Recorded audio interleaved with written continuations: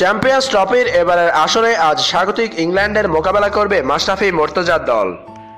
বাংলাদেশের স্কোয়াড দেখে বোঝা যাচ্ছে ইংল্যান্ডের বিপক্ষে 3 পেসার নিয়ে খেলবে বাংলাদেশ। মাশরাফি বিন মুর্তজা, মোস্তাফিজুর রহমান আর রুবেল হোসেনের চেয়ে আগের ঝুঁটি নিয়ে মাঠে নামবে টাইগাররা। প্রস্তুতি ম্যাচগুলোতে বাজে বোলিং করায় তাসকিন আহমেদ থাকছে না আজ দলে। ভারতের বিপক্ষে বাজে বোলিং করেছে এই তরুণ পেসার, তাই টিম ম্যানেজমেন্ট আজ তাসকিনের কথা বিবেচনা করছে না।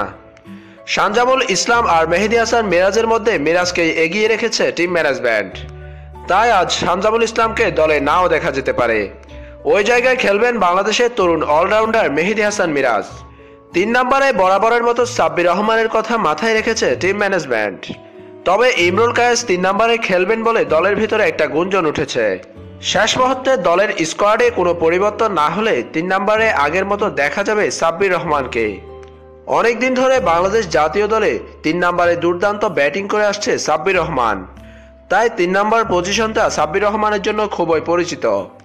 ইংল্যান্ডের বিপক্ষে বাংলাদেশের পরিসংখ্যান অতটা ভালো না হলেও গত বিশ্বকাপে ইংল্যান্ডকে হারানোর সেই স্মৃতি নিয়ে আজ মাঠে নামবে বাংলাদেশ। বাংলাদেশের সম্ভাব্য একাদশ: তামিম ইকবাল, সৌম্য সরকার, সাব্বির রহমান, মুশফিকুর রহিম, মাহমুদুল্লাহ রিয়াদ, সাকিব আল হাসান, মোসাদ্দেক হোসেন, মেহেদী হাসান মিরাজ ও মাশরাফি বিন মুর্তজা, রুবেল হোসেন, মোস্তাফিজুর রহমান। এদিকে ইংল্যান্ডের বিপক্ষে বাংলাদেশের জয়ের জন্য আশাবাদী মেহেদী হাসান মিরাজ। নিজেদের দ্বিতীয় প্রস্তুতি ম্যাচে ভারতের সাথে 84 রানে অল আউট হয়ে যায় বাংলাদেশ। সেটাকে প্রস্তুতি ম্যাচ বলে উড়িয়ে দিয়ে ইংল্যান্ডের বিপক্ষে জয়ের আশাবাদ ব্যক্ত করেছেন এই